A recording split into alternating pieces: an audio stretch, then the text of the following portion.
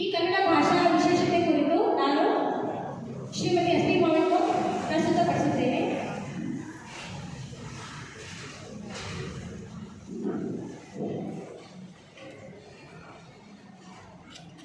ಸುಲಿದ ಬಾಳೆಯ ಹಣ್ಣಿನಂದದಿ, ಕಳೆದ ಸಿಗುರಿನ ಕಬ್ಬಿನಂದದಿ, ಅಳಿದ ಉಷ್ಣದ ಹಾಲಿನಂದದಿ ಸುಲಭವಾಗಿದ್ದ ಲಲಿತವಹ ಕನ್ನಡದ ನುಡಿಯಲ್ಲಿ ತಿಳಿದು ಕಂಡೊಡು ತನ್ನ ಮೋಕ್ಷವ ಗಳಿಸಿಕೊಂಡೊಡೆ ಸಾಲದೆ ಸಂಸ್ಕೃತ ದೊರೆತೇನು.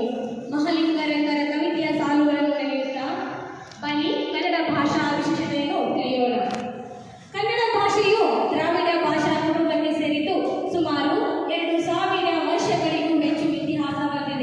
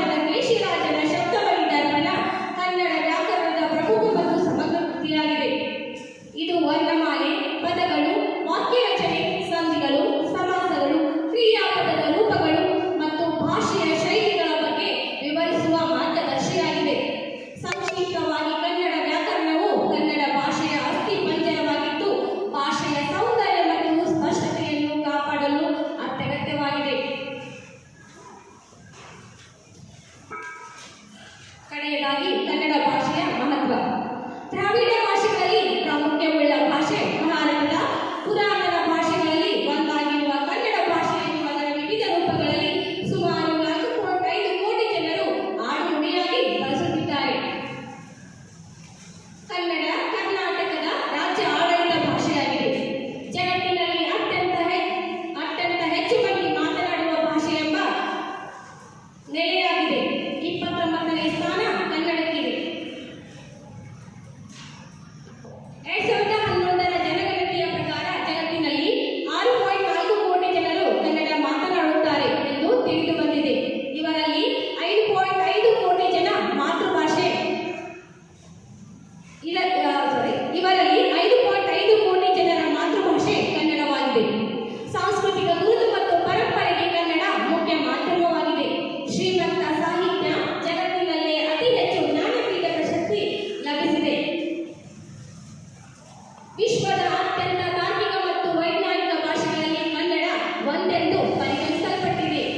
ರಾಷ್ಟ್ರೀಯ ಮತ್ತು ಅಂತಾರಾಷ್ಟ್ರೀಯ ಮಾನ್ಯತೆ ಪಡೆದ ಭಾರತದ ಅಭಿಜಾತ ಭಾಷೆ ಸ್ಥಾನಮಾನ ಪಡೆದಿದೆ ಮತ್ತು ವಿಶ್ವಕೋಶದಲ್ಲಿ ಕೂಡ ಸ್ಥಾನ ಪಡೆದಿದೆ.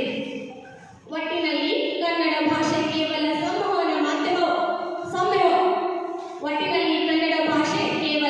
ಸಂವಹನ ಸಾಧನವಲ್ಲ, ಅದು ಕರ್ನಾಟಕದ ಜನರ ಜೀವನ ಮತ್ತು ಅಸ್ತಿತ್ವದ ಮೂಲ ಸ್ತಂಭವಾಗಿದೆ. ಕಡೆಗಾಗಿ 2 ಕವನದ ಸಾಲುಗಳು ನಾನೇ ರಾತ್ರಿ ಬರೆದು. ಕನ್ನಡ ಭಾಗದು ತನ್ನತನ ಬಿಟ್ಟು, ಕನ್ನಡ ಬೆಸೆಯುವುದು ಮತ್ಸರ ಬಿಟ್ಟು. ಕನ್ನಡ ಭಾಗದು ತನ್ನತನ ಬಿಟ್ಟು, ಕನ್ನಡ ಬೆಸೆಯುವುದು ಮತ್ಸರ ಬಿಟ್ಟು. ಕನ್ನಡ ಭಾಷಾ ವಿಶೇಷತೆ ಹೇಳಲಿ ಎಟ್ಟು, ಕನ್ನಡ ಕನ್ನಡಿಸಲು ಕನ್ನಡತಿಗೆ ಸಾಲದು ಹೊತ್ತು. ಕನ್ನಡ ಭಾಷಾ ವಿಶೇಷತೆ ಹೇಳಲಿ ಎಟ್ಟು, ಕನ್ನಡ ಕನ್ನಡಿಸಲು ಕನ್ನಡತಿಗೆ ಸಾಲದು ಹೊತ್ತು. ಕನ್ನಡ ಇತಿಹಾಸಕ್ಕಿಲ್ಲ ಯಾವ ಮುಕ್ಕು, ಕನ್ನಡ ಮಂದಹಾಸಕ್ಕಿಲ್ಲ ಸೊಕ್ಕು.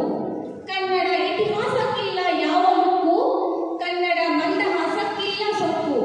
ಕನ್ನಡ ಮಾತಿಗಿಲ್ಲ ಯಾವ ತುಕ್ಕು, ಕನ್ನಡ ಸಾಹಿತ್ಯಕ್ಕಿಲ್ಲ ಸುಕ್ಕು. ಕನ್ನಡ ಮಾತಿಗಿಲ್ಲ ಯಾವ ತುಕ್ಕು, ಕನ್ನಡ ಸಾಹಿತ್ಯಕ್ಕೆ ಇಲ್ಲ ಸುಕ್ಕು. ಕನ್ನಡ ಚರಿತ್ರೆ ಬಿಚ್ಚಿದಷ್ಟು ಬಿತ್ತರ, ಕನ್ನಡ ಸಾಹಿತ್ಯ ಅಂತ್ಯವಿರದ ಮನ್ವಂತರ. ಕನ್ನಡ ಚರಿತ್ರೆ ಬಿಚ್ಚಿದಷ್ಟು ಬಿತ್ತರ, ಕನ್ನಡ ಸಾಹಿತ್ಯ ಅಂತ್ಯವಿರದ ಮನ್ವಂತರ. ಕನ್ನಡ ಕವಿ ಮನ ಕಮಲದ ಆಗರ, ಕನ್ನಡ ನುಡಿ ಮಥನ ಸಾಹಿತ್ಯದ ಅಮೃತ ಸಾಗರ. ಕನ್ನಡ ಕವಿ ಮನ ಕಮಲದ ಆಗರ, ಕನ್ನಡ ನುಡಿ ಮಥನ ಸಾಹಿತ್ಯದ ಅಮೃತ ಸಾಗರ. ಧನ್ಯವಾದಗಳು.